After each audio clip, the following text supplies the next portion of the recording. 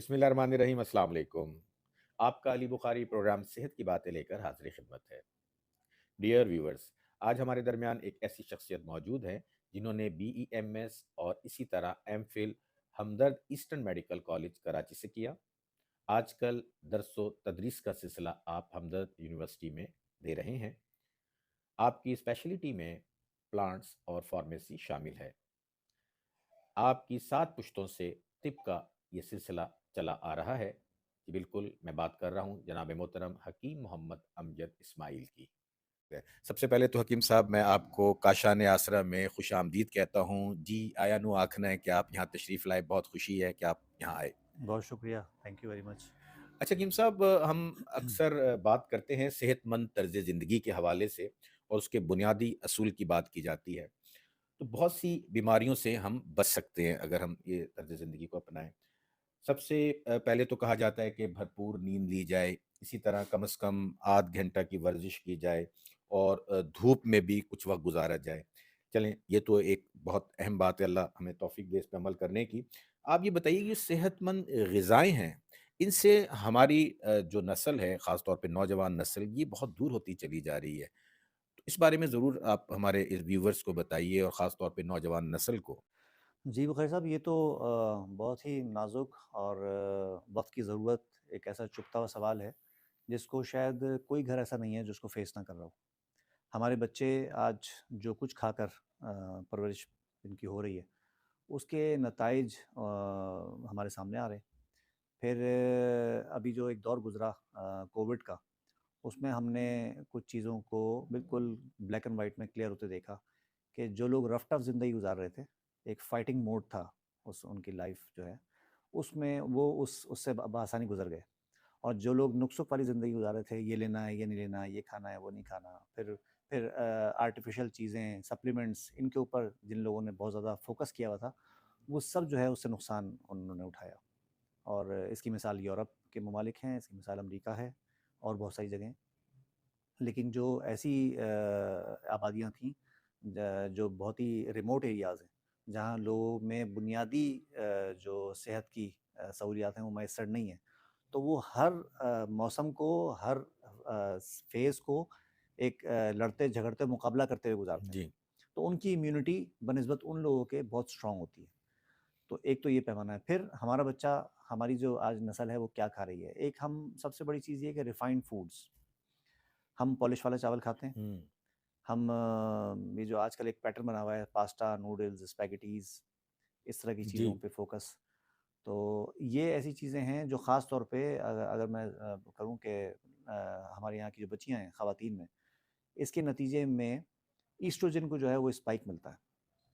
اور میں دیکھتا ہوں، چونکہ میں ایک پریکٹسنگ طبیب ہوں، تو میں دیکھتا ہوں کہ چھوٹی چھوٹی بچیاں 14 سال، 15 سال، 16 سال کی عمر میں آ رہی ہوتی ہیں، اور وہ یوٹرائن فائبرائڈز، جس کو ہم رسولی کہتے ہیں رحم میں، جی اس کا شکار ہوتی ہیں، جو ہم کبھی شاذ و نادر سنتے تھے وہ کوئی 60، 70، 80 سال کی عمر میں خواتین جو ہیں اس کا تو شکار یہ ہوا کرتی ہارمونز تھیں۔ ڈسٹرب ہونے کی بھی ایک بڑا سبب ہے۔ یہ ہارمونز کا نتیجہ ہے، میں نے کہا نا، ایسٹروجن فیمیل ہارمون ہے، جی جی اس کو اسپائک ملتی ہے، اس کے نتیجے میں ساری چیزیں جو ہیں وہ پیدا ہوتی ہیں۔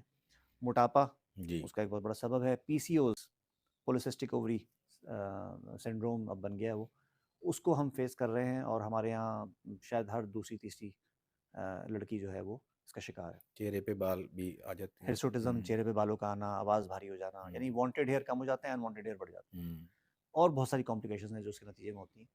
تو اس لیے غذا کا اعتدال کے ساتھ، یعنی غذا بے شک آپ کم کھائیں، لیکن کوالٹی آف فوڈ جو ہے جی وہ بہت اس پہ توجہ دینی چاہیے آج کل ماں باپ کو۔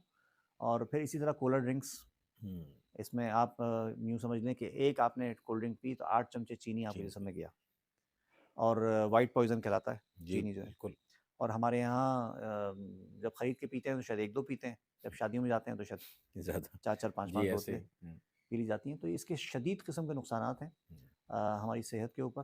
اور اس کو ہم دیکھ رہے ہیں کہ آج کل بچے، مختلف چھوٹے چھوٹے بچے جو ہیں وہ ڈائبٹیز میں مبتلا ہیں، موٹاپے کا شکار ہیں، ہارمون کی ہم نے بات کر لی، اس میں مبتلا ہیں۔ ہڈیاں فریجائل ہیں بچوں کی، وہ اس انداز میں ان کی گروتھ، اسٹنٹ گروتھ والے بچے جو ہیں وہ ہمارے سامنے آ رہے ہیں۔ تو یہ ایک فیکٹر ہے جو غذا کی کوالٹی برقرار نہ رہنے کے نتیجے میں ہم آج کل فیس کر رہے ہیں۔ کون سی غذائیں آپ کے خیال میں استعمال کی جائیں؟ کیونکہ حکیم صاحب کا میں ایک پڑھ رہا تھا حکیم سعید صاحب کے حوالے سے کہ ان کے گھر وہ سبزی بنتی تھی جو سب سے زیادہ سستی ہوا کرتی تھی، مقصد کہ موسمی۔ تو آپ فرمائیے کہ اب جو آپ یہ سرد موسم جا رہا ہے، موسم سرما میں کیا ایک ترتیب بنائی جائے غذا کے حوالے؟ جو موسم کی چیزیں ہیں اللہ تعالیٰ نے جو ہمیں دی ہوئی ہیں اس پر فوکس جتنا زیادہ رہے گا ہمارے لیے اتنا اچھا ہے۔ گاجریں اس وقت آئی ہوئی ہیں، بہت اچھا سورس ہے وائٹامن اے کا۔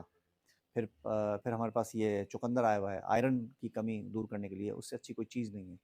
پھر فروٹس میں اگر ہم دیکھیں تو ہمارے پاس سٹرس فروٹ جتنے ہیں وہ آئے ہوئے ہیں، امرود آیا ہوا ہے، اور جو اس طرح کی چیزیں ہیں۔ تو فوکس یہ کیجئے کہ جب اللہ تعالیٰ نے آپ کو ایک ایسے انوائرمنٹ میں پیدا کیا ہے کہ جہاں ہر موسم اور ہر موسم کے اعتبار سے اس میں پیدا ہونے والی ہر چیز موجود ہے، تو اس کا فائدہ اس وقت اٹھائیے۔ بالکل صحیح۔ لیکن سر یہ جو آپ نے بات کی، یہ پاستا اور یہ نوڈلز اور اس طرح کے اور دیگر جنک فوڈز ہیں، آج کی جو ہمارے بچے ہیں بہت اٹریکٹ کرتے ہیں انہیں، کیا مشورہ دیں، کیسے کاؤنسلنگ کی جائے کہ یہ اپنے اصل سے مراد دالیں ہیں، ہماری سبزیاں جیسے آپ نے بھی فرمایا، پھل ہیں، فروٹ ہیں، ان کی طرف راغب کیا جائے؟ اچھا دیکھیے، ایک تو اوور آل انوائرمنٹ ہے کہ آپ نے بچے کو گھر میں تو پابند کر لیا، لیکن جب بچہ ایک ایج کراس کرتا ہے اور جب اس کے اختیار میں چیزیں آنا شروع ہوتی ہیں تو پھر وہ فوکس ہوتا ہے، کیونکہ جی۔ وہ دوسرے بچوں کو کھاتا ہوا دیکھ رہا ہے۔ ہوں۔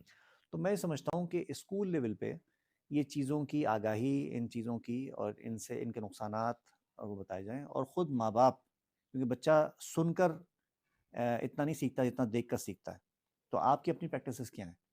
آپ خود کس طرح کی ہیلدی جو ہے وہ اس میں عادات جو ہے اختیار کیے ہوئے ہیں؟